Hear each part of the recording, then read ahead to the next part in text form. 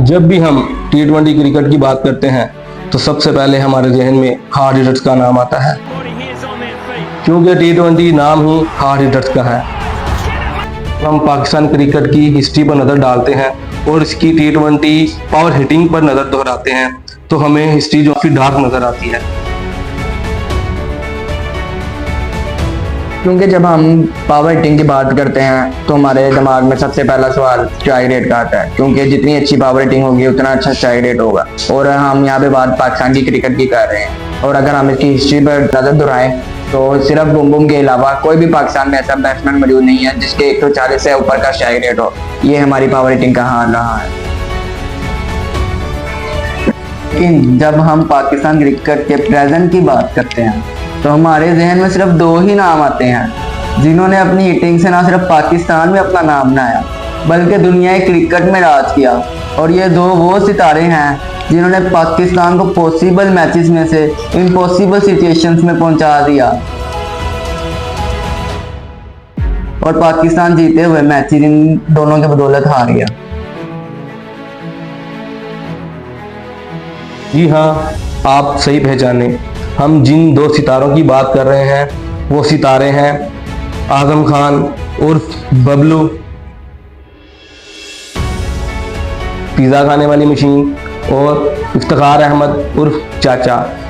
ये बात है 6 जून 2024 वर्ल्ड कप का पाकिस्तान का पहला मैच जो कि पाकिस्तान ने माइटी यूएसए के खिलाफ खेला और पाकिस्तान इन दोनों के बदौलत वो मैच हार गया। जी आपने सही सुना, जीता नहीं, हार गया। शादाब खान और बाबर आजम की पार्टनरशिप के बदौलत पाकिस्तान एक कमांडिंग पोजीशन पे आ गया और ये लग रहा था पाकिस्तान 200 पार कर जाएगा। शादाब खान आउट होते हैं तो उस वक्त प्लेटफॉर्म पूरा सेट होता है और ये होता है कि इफ्तिखार अहमद और आजम खान के टीम की एबिलिटी से हम 200 पार कर लेंगे। लेकिन 13वें ओवर में जब आजम खान बैटिंग करने आते हैं तो 12 ओवर 4 बॉलों पे 98 पर 4 होता है, तो 12 ओवर 5 बॉलों पे 104 पे 4 नहीं होता, 98 पे 5 हो जाता है। आजम खान पहली बॉल पे ही आउट होके चले जाते हैं। फिर उसके बाद आते हैं इफ्तिखार अहमद और वो टेल एंडर के साथ बैटिंग कर रहे होते हैं और ऐसा महसूस हो रहा होता है कि इफ्तिखार खुद टेल एंडर है और जो टेल एंडर शहीनशाह अफरीदी बैटिंग कर रहे हैं वो प्रॉपर बैट्समैन बैटिंग कर रहा है और ये टेल एंडर बैटिंग कर रहे हैं, यानी कि ये उनको सिंगल कराई जा रहे हैं और शाहीन अफरीदी सामने आके छक्के मार रहा है और ये 2-3 ओवर पहले ही आउट होके चले गए और 16 बॉलों पे सिर्फ 18 स्कोर किया है। और ये हमारे पावर हिटर्स का हाल है। इनसे तेज तो फिर हमारे वो ओपनिंग बैट्समैन खेल लेते हैं, लेकिन हम किसी को 1 या 2 बैड परफॉर्मेंस के ऊपर हम उसे जज नहीं कर सकते। इसके लिए हमें चलना पड़ेगा 30 मई 2024 ओवल के मैदान में, जहां पे पाकिस्तान का मुकाबला इंग्लैंड हुआ और पाकिस्तान ने टॉस जीतकर पहले बैटिंग का फैसला किया और वहां पे पाकिस्तान का स्कोर जब पहुंचा 84 पर 4 यानी कि 84 पर 4 इन द 12th ओवर। और वहां पे बैटिंग करने के लिए आते हैं आजम खान। आजम खान जब बैटिंग करने के लिए आते हैं और जब वो वापस जाते हैं तो आपको पता है पाकिस्तान का स्कोर क्या था, 86 पर 5। ये हमारा 86 पर 5 होता है तो हमारे इफ्तिखार अहमद साहब बैटिंग करने के लिए आते हैं और ये जानकर आपको खुशी होगी कि उन्होंने थोड़े बहुत रन बनाए, लेकिन रन क्या बनाए, 16 गेंदों पे 18 रन। फिर से उनकी वही कहानी कि जहां पर उनको स्ट्राइक लेना चाहिए। लास्ट ओवर चल रहे हैं, 15 to 19 ओवर में उन्होंने बैटिंग की, लास्ट ओवर चल रहे हैं, उनके साथ जो है टेल एंडर्स खेल रहे थे, यानी कि शहीनशाह अफरीदी और नसीम शाह उनके साथ खेल रहे थे, लेकिन शहीनशाह और नसीम शाह का स्कोर उनसे ज्यादा था और उनका काम लग ऐसे रहा था कि टेल एंडर वो नहीं, टेल एंडर इफ्तिखार अहमद है। ये थे हमारे हार्ड हिटर्स। जब बैटिंग करने के लिए आते तो ऐसे लगता कि हार्ड हिटर्स नहीं, ये टेल एंडर बैटिंग कर रहे हैं।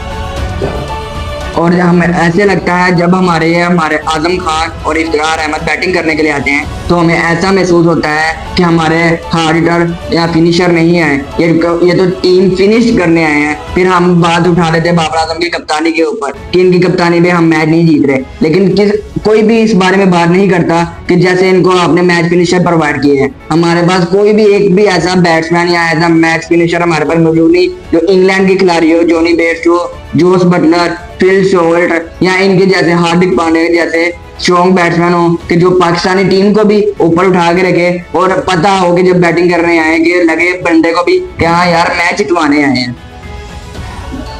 घटिया तरीन परफॉर्मेंस देने के बाद हमारे इन दो मायानाज बैट्समैनों ने उस परफॉर्मेंस से कुछ सीखा और कप्तान बाबर आजम ने भी कुछ सीखा कि आजम खान के 2 डक्स के बाद उनको बेंच करवा दिया गया, लेकिन इफ्तिखार अहमद को फिर एक दफ़ा मौका दिया गया। 9 जून 2024 की बात है जब 120 बॉल्स पर 120 बनाने थे और power hitter Iftikhar Ahmed batting करने आते हैं तो 3 ओवर 30 रन रिक्वायर्ड होते हैं, जो कि टेल एंडर्स भी मार सकते हैं। 1 ओवर 10 स्कोर कोई ज़्यादा स्कोर नहीं होता। और जब ये बैटिंग करने आते हैं तो कम से कम इनको 15 पे 25 की इनिंग खेलनी चाहिए थी और ये वहाँ पे इनिंग खेल के जाते हैं 9 बॉलें और 5 स्कोर, मतलब 50 के स्ट्राइक रेट से आप बैटिंग करके जा रहे हैं और आप पावर हिटर हैं। तो ये थी इनकी परफॉर्मेंस। और इसके बाद कप्तान बाबर आजम ने एक और अच्छा डिसीजन लिया कि अगले मैचेस में इफ्तिखार अहमद को भी बेंच करा दिया, जिसकी वजह से पाकिस्तान टीम अगले 2 मैचेस जीतने में कामयाब हो गई। अब हम बात करते हैं आजम खान की और इनके स्टैट्स की। इन्होंने पाकिस्तान के लिए कुल 14 मैचेस खेले हैं, जिनमें से इन्होंने टोटल 88 रन बनाए हैं। 133 का इनका स्ट्राइक रेट है और 8.8 की एवरेज है, जो कि आम बैट्समैन की जो इस नंबर पर बैट्समैन आते हैं उनकी नहीं होती, क्योंकि नीचे जो बॉलर आते हैं टेल एंडर शहीन शाह अफरीदी, तो इनकी इनसे ज़्यादा है। तो ये इतने बड़े बैट्समैन हैं, तो फिर ये कहते हैं कि मुझे आजम खान को गैंडा क्यों बोलते हैं। तो यार आपको गैंडा ना बोले तो फिर क्या बोले। और अब अगर हम इफ्तिखार अहमद के स्टैट्स की बात करें तो उन्होंने कुल 66 T20 में पाकिस्तान के लिए नुमाइंदगी की, जिनमें उन्होंने 2000 नहीं, 1000 भी नहीं, 998 रन सिर्फ बनाए with an average of only 24 and with a strike rate of 129 as a power hitter। और ये पाकिस्तानी टीम में एक पावर हिटर के तौर पर खेलते हैं। और फिर बाद में ये कहते हैं कि मुझे चाचू ना बोलो, तो चाचू ना बोले तो फिर क्या बोले। इनसे ज़्यादा स्ट्राइक रेट तो बाबर आजम का है, जो एक एंकर रोल करता है। पाकिस्तान क्रिकेट टीम के सिलेक्टर्स को चाहिए कि अगर वो पाकिस्तान टीम को ऊपर देखना चाहते हैं तो इफ्तिखार अहमद और आजम खान दुनिया के 2 मायानाज महान बल्लेबाज, इनको कह दें कि आप इतने बड़े प्लेयर हैं कि आपकी पाकिस्तान टीम में जगह नहीं बनती।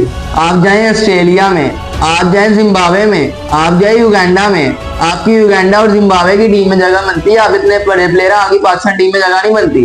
तो इनको चाहिए कि इन दोनों को रेस्ट करवाए और इन दोनों को ट्रिब्यूट पेश कर दे और इन दोनों से हाथ जोड़कर माफी मांग लें कि आप पाकिस्तान टीम का हिस्सा नहीं बन सकते और आपकी जगह हम लाएंगे मोहम्मद हारिस को, इरफान खान नियाजी को और इस तरह अब्दुल्ला शफीक को। इससे अच्छा खिला दें, वो इससे अच्छे स्ट्राइक रेट से, आगे वो हार्ड हिटर नहीं है लेकिन वो इससे अच्छे स्ट्राइक रेट से और इससे अच्छी एवरेज से और इससे अच्छे इम्पैक्टफुल रन कर सकता है इन दोनों से अच्छे। हमारी सिलेक्टर से गुजारिश है कि इन दोनों प्लेयर्स को तमगा इम्तियाज दें और इनको कहें कि आप दुनिया के सबसे बड़े प्लेयर हैं, आपकी हमारी टीम में जगह नहीं बनती। तो ये थी हमारी सैटरडे सीरीज एपिसोड नंबर 2।